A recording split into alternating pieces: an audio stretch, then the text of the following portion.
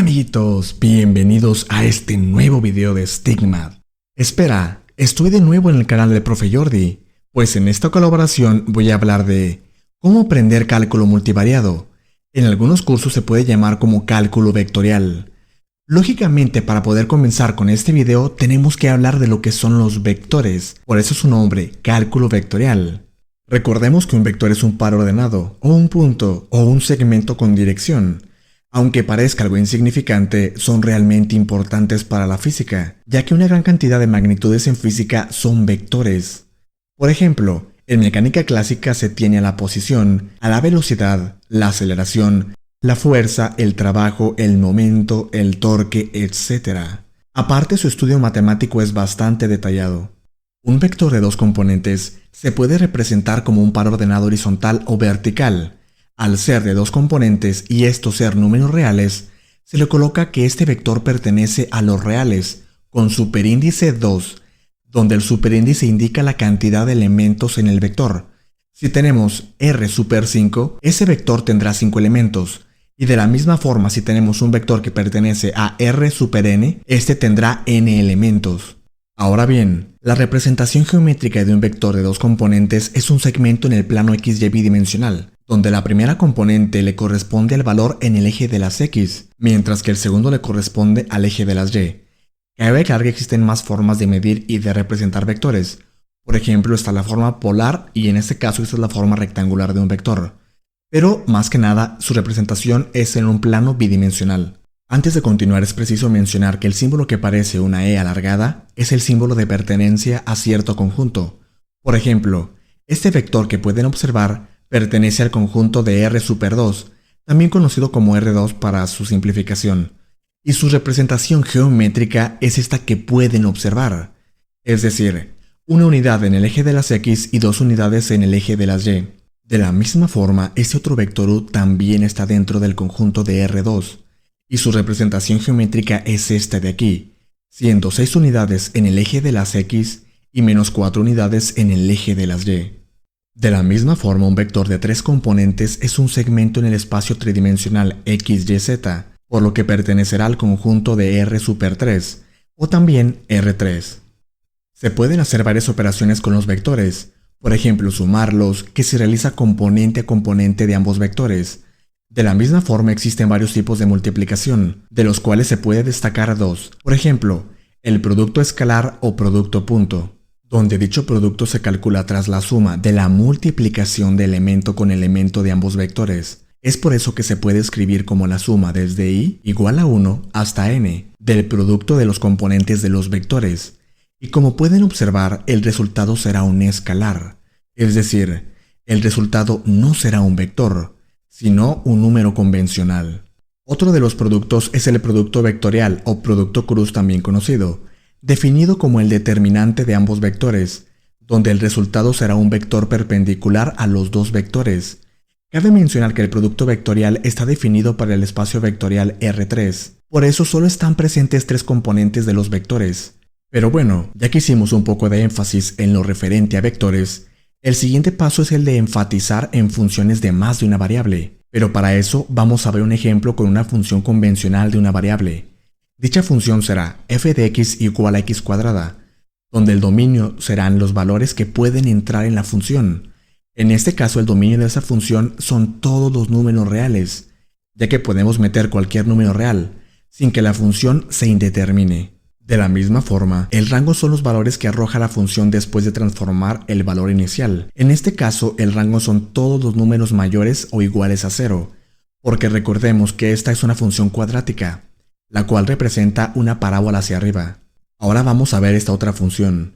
Esta es la función g de x igual a 1 entre x, y podemos decir que el dominio de la función no son todos los números reales como podríamos pensar, ya que si le introducimos el 0 a la función, nos dará una indeterminación, ya que algo entre 0 no está definido. Por ende, el dominio son todos los números reales, pero exceptuando al 0, quitando el 0. Es por eso que el nuevo dominio lo vamos a llamar A. Pero la pregunta ahora sería, ¿qué es ese A? ¿Qué representa el dominio A? Pues ese A es un subconjunto del conjunto de los números reales, es decir, A es el subconjunto de los reales donde no está presente el 0. Este A son todos los números reales menos el 0. Por eso es un subconjunto de los números reales. Por eso se dice que el dominio de la función es A y no los números reales, ya que en la función no pueden entrar todos los números reales. Cabe mencionar que existen más tipos de funciones de una variable, por ejemplo la función seno y coseno.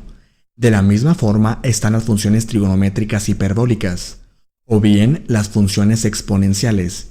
En fin, existe una gran cantidad de funciones y por motivos de tiempo no abordaremos en este video. Ahora lo que tenemos que hacer es extrapolar todo este conocimiento a funciones de más de una variable.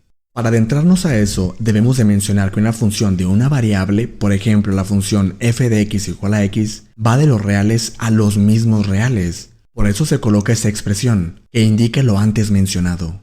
Pero ¿qué tal si ahora tenemos esta función de aquí? Tenemos la función f de x, y igual a x cuadrada más y cuadrada. Si se fijan, lo que se tiene en el dominio es un vector de dos dimensiones, ya que tenemos dos coordenadas. De la misma forma, lo que se tiene en la parte derecha de la función no es un vector. Es una simple expresión matemática, es decir, es un escalar. Y se dice esto porque no hay ninguna coma que lo separe. Simplemente se están sumando la x cuadrada con la y cuadrada. Pero solo es una coordenada, por lo que se puede concluir que en este caso, esta función va de los reales super 2, es decir, va de R2 a los reales, o bien a R super 1 o R1, o simplemente R. Ahora tenemos esta función de aquí. Tenemos la función f de x, y, z igual a x por y menos z. Al ver esta función podemos decir que es una función de tres variables, y va de R3 a R. Pero si en cambio tenemos a esta otra función de aquí, la función f de t igual a 3t cuadrada, 5t, seno de t, esta función podemos decir que es de una sola variable, pero la función a la que va es a una función de tres variables, una función vectorial. Por ende se dice que esta de aquí es una función que va de los reales a R3, o bien de R a R3. Ahora los papeles se han invertido. El último tipo de funciones son estas de aquí, donde la primera función va de R3 a R3, mientras que la segunda va de R2 a R4. En fin, la notación de una función es esta de aquí. Aquí nos dice que una función va de Rn a Rm, y esto indicará que la función f, cuyo dominio es un subconjunto A de Rn, y cuyo rango está contenido dentro de Rm. Ahora bien, si m es mayor a 1, esta será una función con valores vectoriales, o simplemente una función vectorial. Pero de igual forma, si m es igual a 1, será una función de valores escalares, o simplemente una función escalar. De la misma forma, la notación de una función generalmente no es como la presenté anteriormente. Por ejemplo, miremos esta función de aquí. Dicha función es la función f de x, y, z igual a x cuadrada más y cuadrada más z cuadrada, y todo eso elevado al exponente menos 3 medios. Esta es la notación que he usado hasta ahora, pero no es la más usual. La más usual es este de aquí, ya que se puede observar con más facilidad el nombre de la función, así como del subconjunto A del dominio, y de la misma manera el rango al que mapea. Sabemos que esta función va de R3 a R, que es lo mismo decir que el valor de n es igual a 3 y el valor de m es igual a 1, por lo cual se puede decir que como m es igual a 1, esta será una función escalar.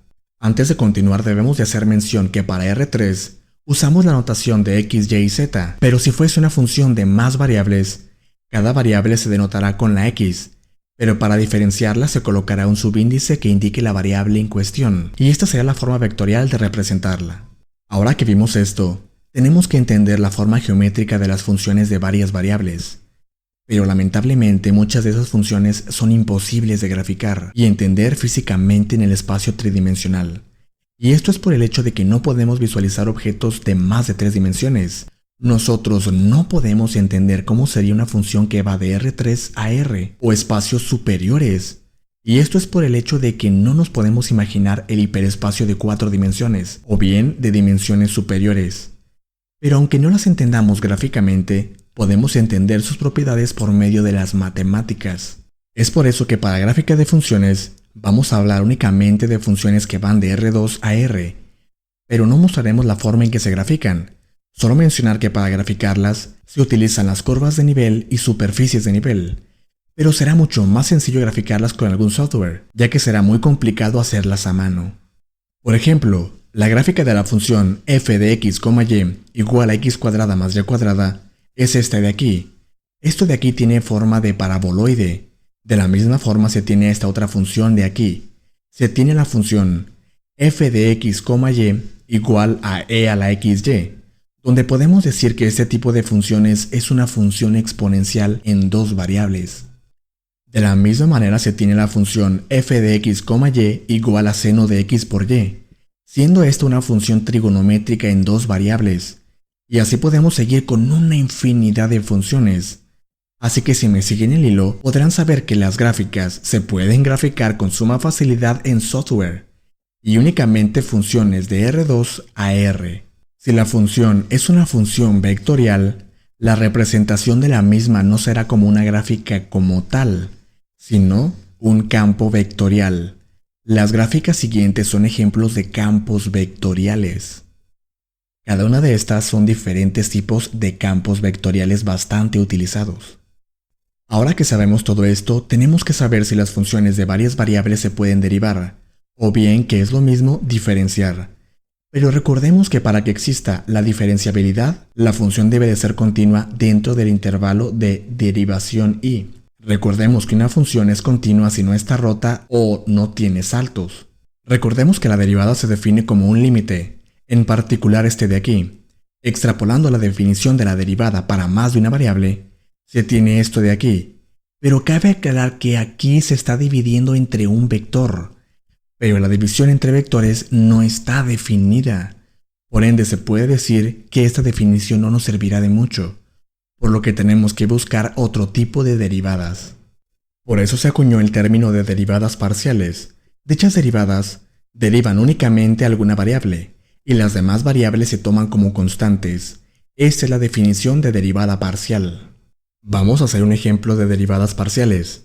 Tenemos esta función escalar de dos variables, y vamos a hacer la derivada de la función con respecto de x y posteriormente con respecto de y. Recordemos que las derivadas parciales se hacen derivando la variable a la cual se especifica, mientras que las demás variables se convierten en constantes. Para el primer caso, vamos a derivar con respecto a la x, por ende la variable y la tomaremos como constante. Por consiguiente puede salir la variable y del operador derivada. Una vez que hayamos sacado la y del operador derivada, el siguiente paso es derivar el seno de x. Sabemos que la derivada del seno de x es el coseno de x. Por ende, el resultado final es y multiplicado por el coseno de x. De la misma forma, para la derivada con respecto de y, la x será constante. Por ende, todo el seno se sacará del operador. Finalmente, la derivada de y con respecto de x es 1. Así que el resultado final es el seno de x. Y así es como hemos encontrado las derivadas parciales de esta función. Hasta ahora sabemos el concepto de derivadas parciales, pero no sabemos en sí cómo es la diferenciabilidad completa de alguna función. Pero sí se puede hacer, y es ese teorema que se tiene aquí. Claro, ese teorema solo está puesto para funciones de dos variables. De la misma manera cabe aclarar que ese tipo de derivada total no es tan usual. Por eso es más importante hablar de derivadas parciales. Ahora que se sabe esto, vamos a hablar de un operador bastante importante para el cálculo vectorial.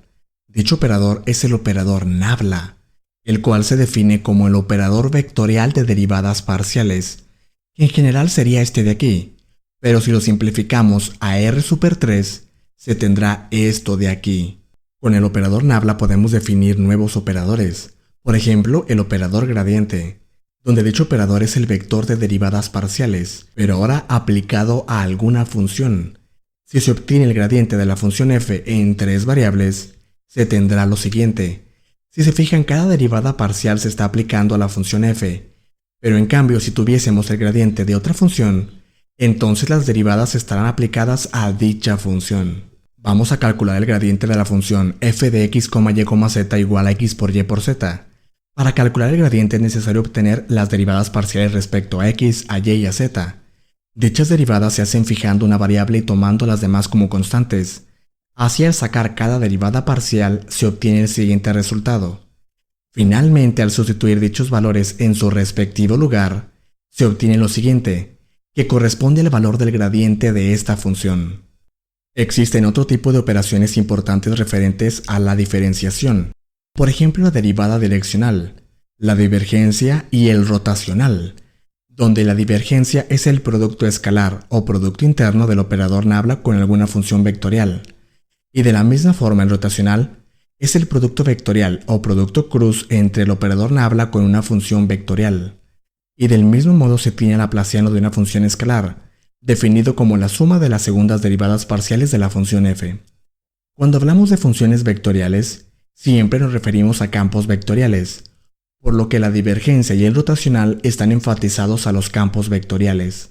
Cabe aclarar que son muchas las propiedades del cálculo diferencial en varias variables. Por ejemplo, el significado del gradiente, derivada direccional, divergencia y rotacional, derivadas de orden superior, en fin, así como la utilización de la matriz hessiana, el teorema de Taylor para más de una variable y muchos temas más, por lo que esto solo es un brevísimo repaso de lo que es el cálculo diferencial en varias variables. El cálculo en varias variables es sumamente importante, ya que con él se encuentran y conocen diversos fenómenos físicos, como por ejemplo las grandiosas ecuaciones de Maxwell para el electromagnetismo, y de la misma manera se tiene la ecuación diferencial en derivadas parciales de la función de onda cuántica de Schrödinger. Muchas gracias por quedarse hasta el final de este video, únicamente para aclarar que esa es una colaboración de StigMath con el canal del Profe Jordi. Los enlaces están en la descripción.